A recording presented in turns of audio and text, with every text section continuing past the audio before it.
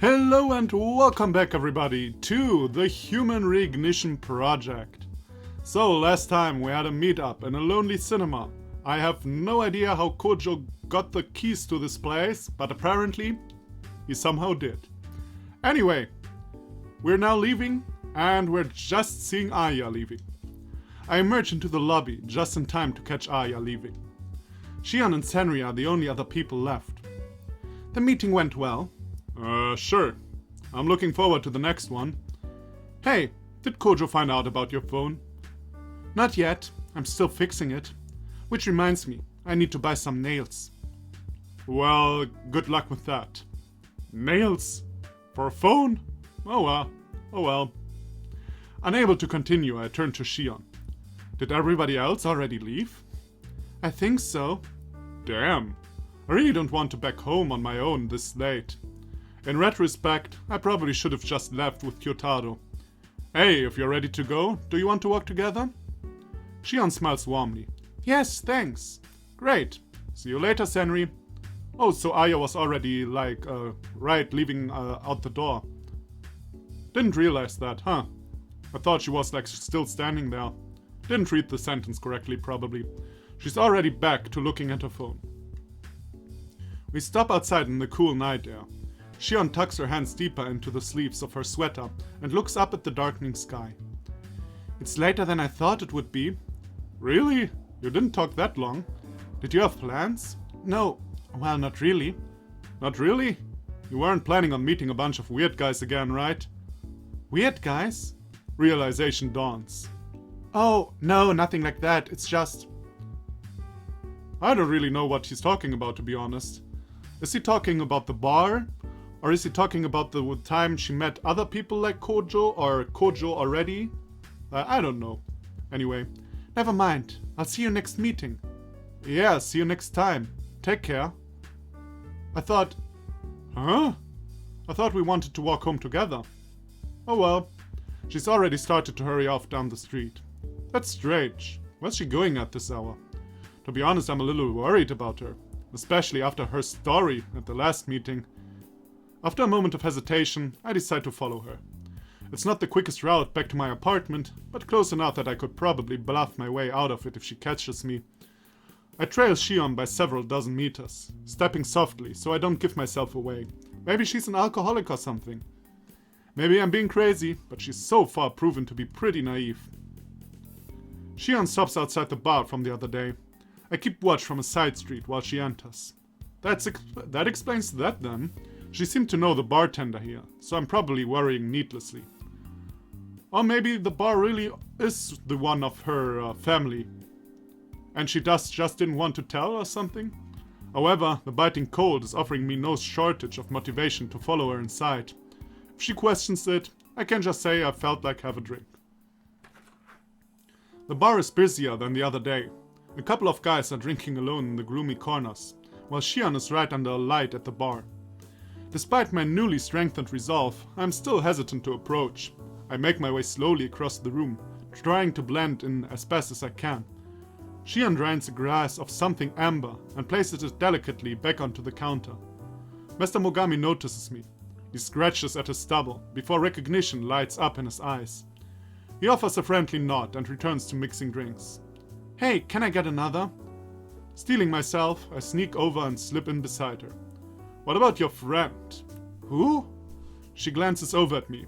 I'm not sure how to react. Oh, I'll have one too. I have no idea what I ordered. You got it. He chuckles and sets to working mixing the drinks.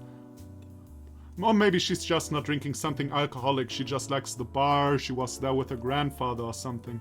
I don't think it's really something deep, like she's an alcoholic or something. I turn sheepishly to face Shion, who looks thoroughly confused. It's not quite the reaction I expected. Yeah, it's really not quite the reaction I expected. Oh well. Well, hey there, Ken. When did you get here? Oh, you know. She greets me as though it were a natural, everyday occurrence. You don't usually come around here, right? Yeah. You could say that. This is my second time. Mr. Mogami returns and hands out 2 glasses of amber liquid. I stare at it, and it stares back at me. Shion snatches her up. Opening her mouth wide, she tips it back and allows the drink to rush down her throat. I try to copy her. As soon as it hits my tongue, I regret it. It's like burning gasoline. I avoid spitting it out and force myself to swallow. What is in this? The taste lingers in the back of my throat, sharp and bitter. What's in it? I don't know. Little bit of this, little bit of that. She laughs. Good though, isn't it? In the absence of water, I consider licking the countertop to get the taste out of my mouth. It's a unique flavor. So, what brings you here tonight? I followed you all the way here. I was in the area and I remembered this place was nice. So, so you're a regular here, right? Oh yeah, I come here all the time. All the time. Takes the edge off. Sure, I know what you mean. She flags the bartender again. Another round over here? That is too late. Mr. Mogami deposits another 2 crystalline glasses of jet fuel on the waxed wood between us. Shion takes her and waits for me to do the same. I reluctantly swallow it, stifling a cough. Shion hums happily and places her glass on the counter. So she kinda has an alcohol problem, probably, supposedly. Or something like that. Or because she is super shy in real life, she drinks to get, you know, more sociable or something, or to feel better. Something like this. Maybe. I'm just speculating and she's just having a good time, and I'm a dick. My head is already starting to spin. I feel seasick. Is this ocean water? No, an oil spill. Hey, Ken. Shion traces a finger gently around the rim of her glass, allowing her eyes to follow it. What do you think about those guys anyway? From the meeting? Oh, come on, Ken. Who else would I mean? She laughs at me. Well, I already knew a few of them. Uh-huh. Are alright. What half? What? What half do you know? I don't know who you know. Alright. Kyotaro, Hitomi. Those guys. I start counting on my finger absent-mindedly. They're getting a little fuzzy. Well, damn. I guess I don't know all that many. What about you, huh?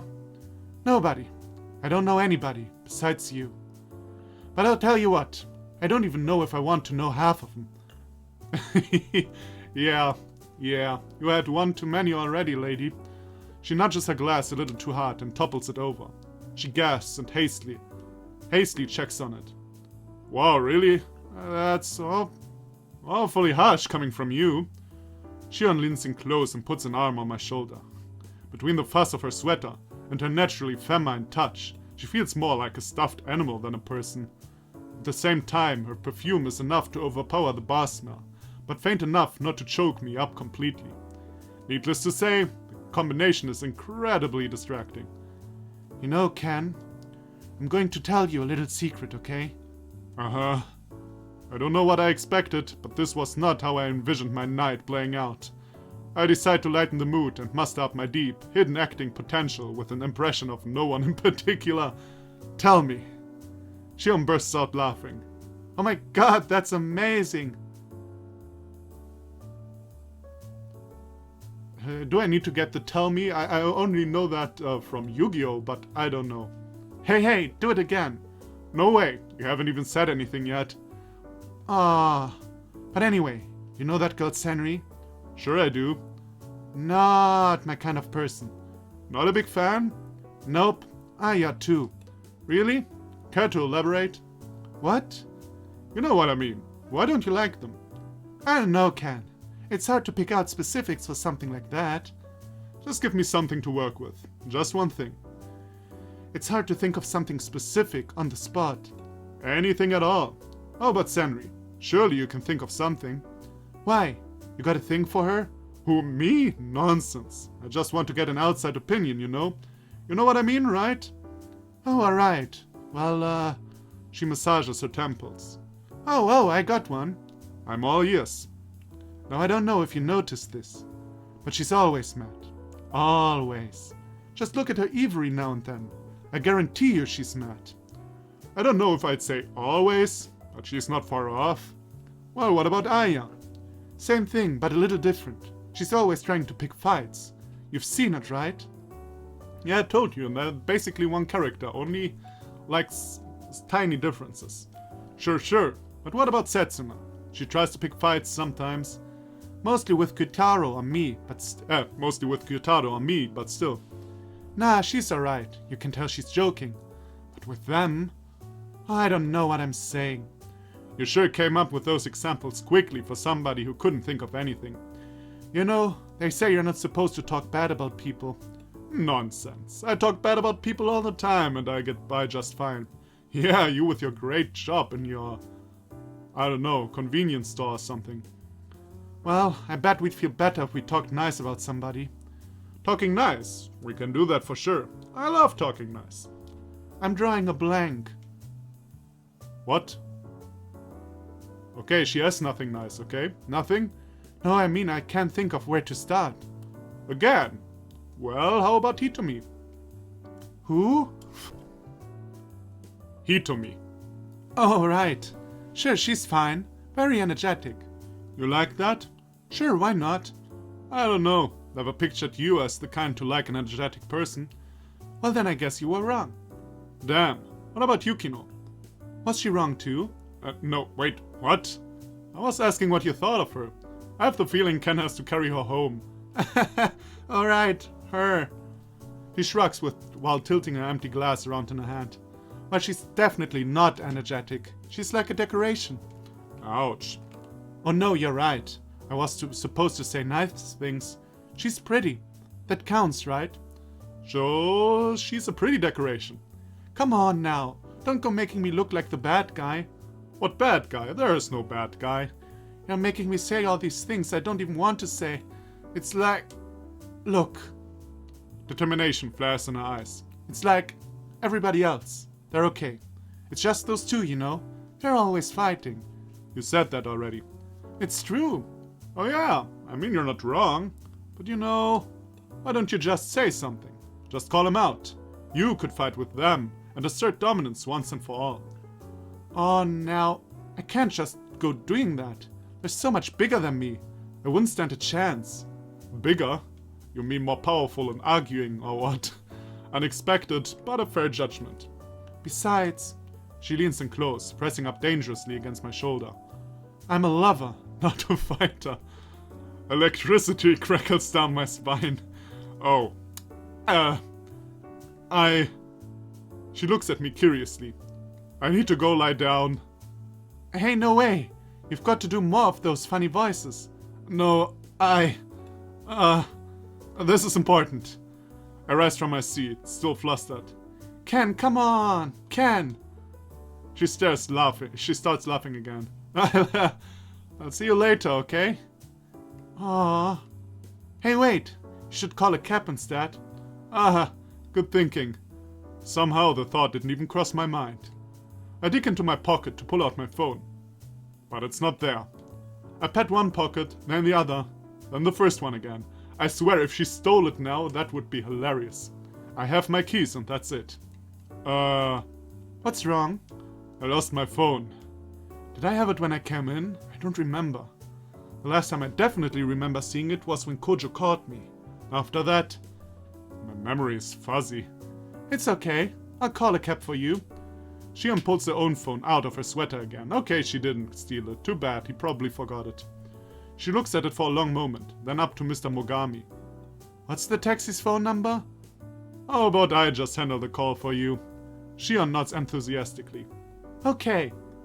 The bartender pulls out his own phone and hits a few keys. A second later, he looks over to me. There's a car on the way. Thanks. He just nods and returns to cleaning mugs. See you later, Ken. See you.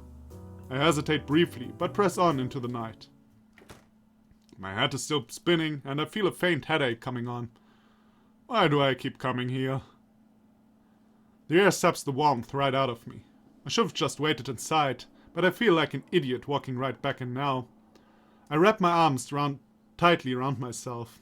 The buzz I just had minutes ago has already dulled to an ache and dizziness. Yeah, if you drink airplane fuel, that usually happens to your brain. My hands have gone from white to blue by the time the taxi pulls up. Before it even has a chance to stop, I wrench the door open. The heater isn't on full blast, a mistake I correct before punching in my address. It takes a while to navigate the maze of options.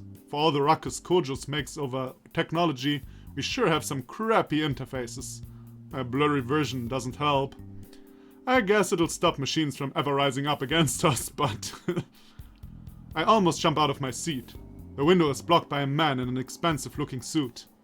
I fumble with the controls until the window slides down. Excuse me, sir. Are you going towards the business district? Caught off guard, I blurred out the truth. Yes, actually. Do you need something? I'm sure it's terribly rude of me, but would you mind if I join you? I know it can be uncomfortable to share a cab with a stranger, but you are already here. Before I can tell him to enjoy the walk home, he has opened the door. Sure, I guess. Oh, Jesus. Yeah, this probably for the final game, I guess he gets a different sprite. The man commandeers the controls. He confirms the directions that I put in and then presses his phone to the screen, paying for my trip. Oh, thanks. Don't mention it. Least I can do. He fiddles with the dash GPS again, then folds his arms behind his head and settles back. Moments later, we're in motion. I size him up from the corner of my eye. It was hard to tell through the window, but he's tall and looks powerfully built. He's also pretty relaxed, watching the view through the windshield with a faint smile. He turns to me, and before I can look away, I've made eye contact through the shades. So, what brings your ear out so late? Apparently that's a cue to start a conversation. Oh, you know, just taking care of some business. So off-rent. Oh yeah? Yeah. His tone sounds like he expects more me to elaborate. Not gonna happen. This feels a bit like an interview. His suit isn't helping with that. What about you? Me? I was just grabbing a bite to eat. There's this great place down the street from where you were. Some of the best caviar in the city, if you're inclined to try it. Not a cheap meal though. His grin looks as plastic as the sunglasses he wears. The cab glides along the empty streets, the business district skyscrapers rising before us. Your suit. Do you work in the business district? What? A man can't wear a suit without having his career questioned? He laughs. Yes, I work in the business district. He seems friendly enough, but I'm still unnerved. Yeah, me too, actually. He's pretty suspicious. If he's content to sit in silence, I won't try to change that. I turn away and watch the streetlights flick by. After an uncomfortable ride, the cab finally pulls up outside my apartment. Thanks for paying. He flashes me a grin that curls around his cheek, the kind that can only come from someone who considers everything cheap. My pleasure. I open the door and step out. I wonder what that was about. Is he like the FBI, Japanese FBI man who was following me because of the shit with Kojo? He rolls down his windows as I walk toward the stairs. Be careful out there. You hear Ken? Before I can reply, the cab speeds off. I told you he's an FBI man, or something like that. I watch until it's disappeared down the road. Or maybe Kojo is actually the mastermind, and he's actually working for the government or something like that. Also possible. A chilly breeze snatches away the warmth I'd accumulated in the cab. Even with my teeth chattering though, something stops me going inside. It almost feels like I'm missing something. Squashing my concerns, I pull myself up the stairs and begin wrestling my keys into the lock. That guy was weird though. It's rare to find someone who can strike up a conversation with a stranger so easily. Okay. If you say so. He must be pretty high up at his company. Don't you wonder that, okay, he's kinda dizzy from drinking. I suppose he didn't realize that the man said Ken. He might have been a useful contact. I should have asked his name. His name. Now he realizes. My hand stops, leaving the key stuck halfway. We never introduced ourselves, did we? But... Ken. He said it, right when we left. I run through the ride home, from the bar to my doorstep. I didn't tell him. I'm sure I didn't. I rattle the key harder and hurl the door open, slamming it shut the second I'm through. How did he know? Who was he? The more I think, the less sense it makes. How could he have been getting food? There wasn't anything else open out there. Was he waiting for someone? Me? I collapse onto the couch, trying to piece it all together. I'm there for a very long time. Oh. So, again, kinda awkward transition. That is also something that should be fixed, the transitions. Grey clouds smother the sky, and the wind buffets the signs outside. Buffets, not buffets, I suppose. Swinging them back and forth. I bite back a yawn and frown after a customer as he leaves the store. Be careful out there. You hear, Ken? Those parting words have ricocheted around my skull all morning, to the point where I'm sizing up everyone who walks through the door. Hey, Ken. I snap my head up. I blocked Kyo's earlier attempts at small talk, so he went off to check the shelves. Now he's back, clutching a small bag of popcorn. He holds the snack out to me, but I push it away. Hey, what's up with you? What do you mean? He scratches his head. I don't know, man. You've been weird all morning. Like you keep staring at everyone. You in a bad mood or something? Something like that. Just not feeling too great. Oh. He leans over the counter and examines me. Maybe it's the cold. I just didn't get a lot of sleep last night.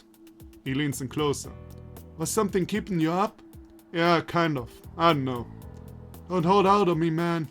Something's eating at you. Spit it out already. It is probably nothing, okay? Doesn't look like nothing from here. Kyo crams a handful of popcorn into his mouth and starts munching. Can you drop it already? It's not important. Don't take it out on me, man. I'm extending the hand of friendship here. No need to bite it off. I don't answer. I don't know Kyo well enough to know that engaging him would be a mistake. Also, he's very poetic for the fact, that he's a rather, simple-minded person, I guess. He grabs another fistful and chews thoughtfully. Whatever it is, though, it's clearly getting to you. I told you Hey, hear me out, okay? Whatever it is, sitting here worrying about this is only going to drive you crazy. When I get wound up about stuff, the last thing I want is to be stuck here. You never want to be here anyway. Kyotaro ignores me completely. We've got to look out for each other, Ken. Man to man. Brother to brother. I don't even know what we're talking about right now. I'm saying you should go home and watch one of your movies or something. Get out of here and take your mind off it. Maybe he has a point. Being here isn't doing me any good. Still, he's forgetting something.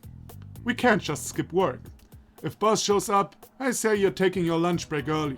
He thinks you never skip, so he'll believe me. I'll even come check up on you when I'm done. It is kind of tempting. You going to be okay on your own, though? I'm hurt, Ken.